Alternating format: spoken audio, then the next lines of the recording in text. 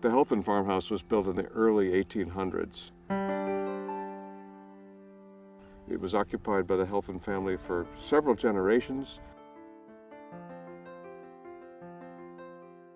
The farm was conveyed to DNRT a few years ago, unrestricted, and our hope is to make the history of those farmers, particularly ethnic farmers who came from Europe and worked these fields for many, many years, available to the public so that they can understand the heritage of this property.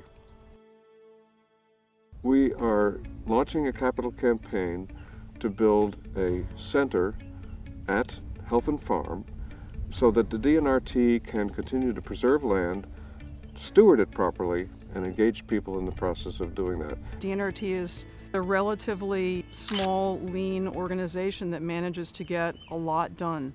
And they're growing, which is why they, now need to reach out to everybody in the community to upgrade the infrastructure. DNRT has outgrown the space that it's in.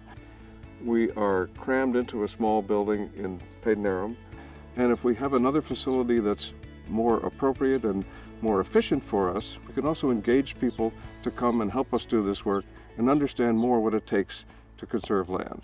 They're certainly used to dealing with a challenging historic building, and they're going to move into a building that has a sense of history, but it's going to be very forward-looking too.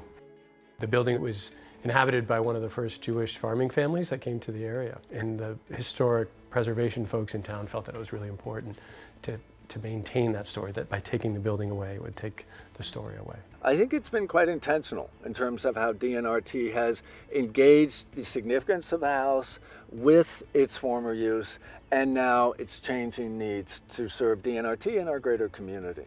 DNRT has a lot of knowledge and experience working with complex land conservation deals. So we were able to apply this to the Helfand House and craft a win-win solution for both the town and for DNRT. In the end, I think we won a lot of support, built a lot of community support, because we turned our thinking and addressed the historic needs of the building and ultimately preserved it. It's also in the midst of a beautiful agricultural space. There are growing crops around this property.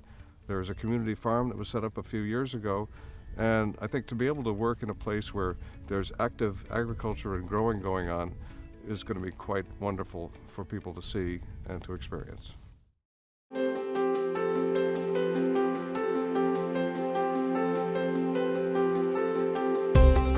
I think the plan that DNRT has now for the renovation of the farmhouse and for the new structures is great. And I think the new buildings behind, from what I've seen in the sketches, are just really appropriate designs. And, I just think they've come up with a good plan.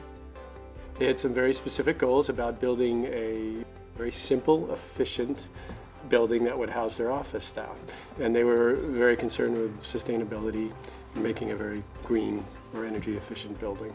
It's being tailor-made really to do the kind of functions that we have to do in a land trust. And that means lots of record keeping, lots of stewardship. We need a place to store our equipment and have it available to us.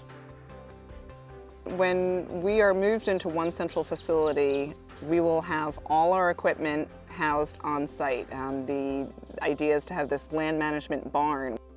We'll really be able to spend more time taking care of our properties and giving the public a better experience on them because we're, going to actually be able to take care of business right there.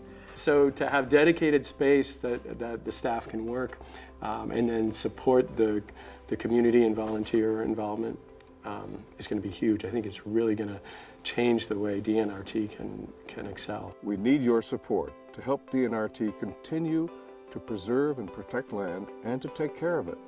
That's what we've been doing for over 40 years. We also need a facility that's well designed and efficient and functional so that DNRT can meet its needs and also to serve as a benefit for the entire Dartmouth community for a long time into the future.